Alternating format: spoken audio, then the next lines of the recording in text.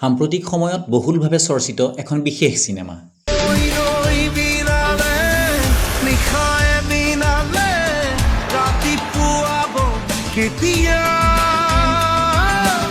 মই আছো বৰ্তমান এখন বিশেষ দলঙৰ ওচৰত আদৰৰ শিল্পী জুবিন গাৰ্গদেৱৰ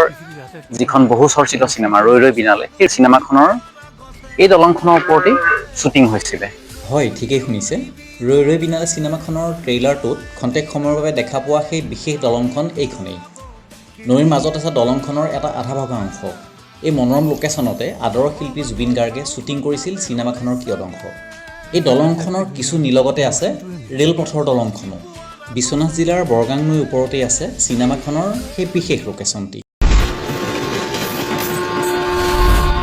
নভবা কথাও হঠাতে হয় সাগে পৃথিৱীৰ আটাইতকৈ ধুনীয়া ইমোশ্যনটোৱে মিউজিক বুজি পোৱাৰ আগতে